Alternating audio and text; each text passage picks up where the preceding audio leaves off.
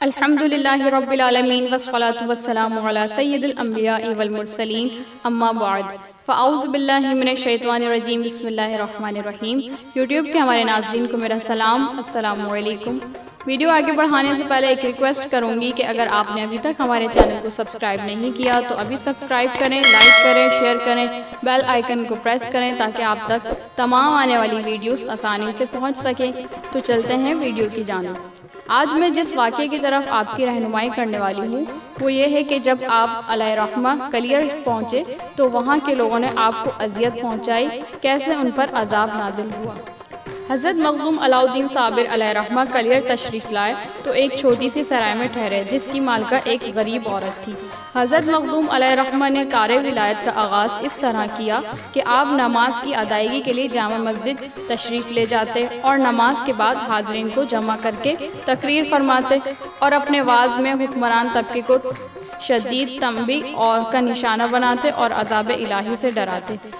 پھر ان اوباش عمرہ نے ایک نئی ترکیب نکالی، اپنے کارندے گھر گھر بھیج کر کلیر کے باشندوں کو خبردار کر دیا کہ اگر وہ لوگ آئندہ اس درویش کے وعظ میں شریک ہوئے تو انہیں دردناک سزا دی جائے گی۔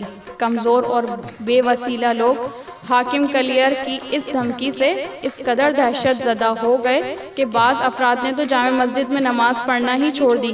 باقی نمازیوں کا یہ حال تھا کہ نماز ادا کرتے ہی مسجد سے اٹھ کر چلے جاتے۔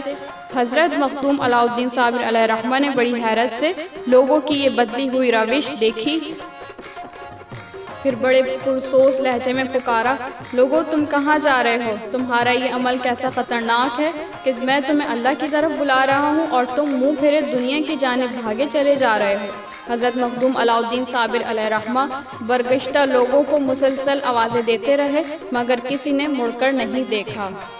بالآخر آپ نے اپنے پیر و مرشد حضرت بابا فرید علیہ رحمہ کو ایک خط تحریر کیا جس میں اہلیان کلیر کی بیرہ روی کا پورا حال درج تھا۔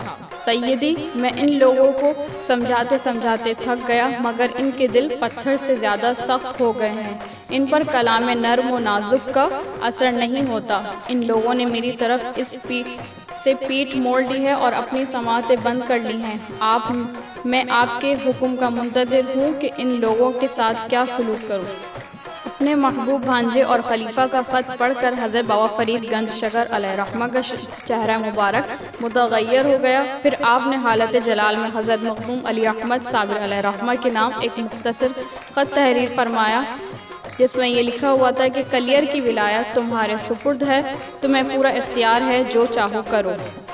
اس کے بعد حضرت مخدوم علی احمد صابر نماز جمعہ ادا کرنے کے لیے جامع مسجد میں داخل ہوئے اور عین امام کی نشست کے پیچھے جا کر بیٹھ گئے۔ ابھی آپ کو بیٹھے ہوئے چند لمحے ہی نہیں گزرے تھے کہ چند سرکاری کارکن آگے بڑھے اور تحقیر آمیز لہجے میں حضرت مخدوم علی احمد صابر علیہ رحمہ کے مخاطب کرتے ہوئے بولے، یہاں سے اٹھ جاؤ، کیا تمہیں معلوم نہیں کہ یہ جگہ حاکم کلیر کے لیے مخصوص ہے؟ حضرت مخدوم علیہ رحمہ نے نہایت صبر و ضبط کا مظاہرہ کرتے ہوئے فرمایا، خانہ خدا میں امام اور تکبیر کہنے والے کے سوا کسی نمازی کے لیے کوئی جگہ مخصوص نہیں ہوتی۔ پہلے آنے والا اگلی نشست میں اور جگہ پائے گا اور بعد میں آنے والا پیچھے بیٹھے گا۔ سرکاری کارندوں نے حضرت مخدوم علیہ رحمہ کی کوئی دلیل نہیں سنی اور آپ کو پچھلی صف میں بیٹھنے پر مجبور کر دیا۔ اس کے بعد کچھ اور سرکاری کارندے آئے اور دعویٰ کیا کہ دوسری صف ان کے بیٹھنے کے لیے مخصوص ہے۔ دراصل یہ ایک سوچا سمجھا منصوبہ تھا جس کے تحت حضرت مخدوم علاء الدین صابر علیہ رحمہ کی تحقیر کرنا تھی۔ انجام کار حضرت مخدوم علیہ رحمہ کو اتنی بار اٹھایا گیا کہ آپ مسجد سے باہر جانے پر مجبور ہو گئے۔ وہ کیسی عجیب صورتحال ہوگی جب سلسلہ چشتیہ کے عظیم بزرگ کو وہاں جگہ میسر آئی جہاں نمازیوں کے جوتے رکھے جاتے تھے۔ سب سے آخر میں حاکم کلیر آیا اور تمام حاضرین مسجد اس کے احترام میں کھڑے ہو گئے، گویا خانہ خدا بھی کسی امیر کا دربار بن گیا تھا۔ حضرت مخدوم علی احمد نے بڑی اذیت کے ساتھ یہ منظر دیکھا، پھر امام نے خطبہ پڑھا اور نماز کی نیت باندھ لی۔ اس کے بعد قیام و رکوع کے مرحلوں سے گزر کر نمازی سجدے میں گئے۔ حضرت مخدوم علاء الدین صابر علیہ رحمہ نے نہایت پرجلال لہجے میں جامع مسجد کے بلند میناروں کو مخاطب کرتے ہوئے فرمایا، سارا عالم اپنے خالق کے حضور میں اپنی بندگی کا اظہار کر رہا ہے، پھر تو سجدہ کیوں نہیں کرتی؟ جیسے ہی حضرت مخدوم علاء الدین صابر علیہ الرحمہ کی زبان مبارک سے یہ الفاظ ادا ہوئے، مسجد کلیر بھی سجدہ ریز ہو گئی، مضبوط ترین بنیادیں زمین میں دھس گئیں اور تمام نمازی ملبے کے ڈھیر میں دفن ہو گئے۔ حضرت مخدوم علی احمد صابر علیہ الرحمہ پر جلال و غضب کا شدید جذبہ طاری ہو گیا اور شمشیر صابری بے نیام ہو گئے، جس سے لوگ پناہ مانگتے تھے کہ انہیں پناہ نہ ملتی تھی۔ شہر میں ایک وبائے عظیم پھیلی جس نے ہر طرف ایک قیامت سی برپا کر دی۔ پھر یہ حالت ہو گئی کہ ایک گھر سے ایک وقت میں 10 جنازے نکلتے تھے۔ وہ بازار مرگ گرم ہوا کہ پھر بھرے شہر میں ایک کوہرام سمجھ گیا۔ چند روز کے اندر ہندوستان کا یہ دولت مند اور بارونق شہر خون کا میدان بن گیا۔ جو لوگ جہاں اور جس جگہ مرے وہیں پڑے رہ گئے۔ اس روایت سے دو باتیں ظاہر ہوتی ہیں، ایک یہ کہ امرائے کلیر کے ساتھ اس شہر کے باشندے بھی حضرت مخدوم علی احمد صابر علیہ الرحمہ کو اذیتیں پہنچانے کے عمل میں حکمران طبقے کے ساتھ شامل تھے، اس لیے حکمران طبقے کے ساتھ عوام الناس بھی عذاب الہی کا شکار ہوئے۔ تصوف کی دنیا میں آنکھ اور عقل سے زیادہ محسوسات کی ضرورت ہوتی ہے۔ محققین نے کلیر کے موضوع پر معتبر اور غیر معتبر روایت کے انبار لگا دیے، مگر اس تاریخی شہر کی موجودہ اداسی اور ویرانی کا سبب نہیں بیان کیا۔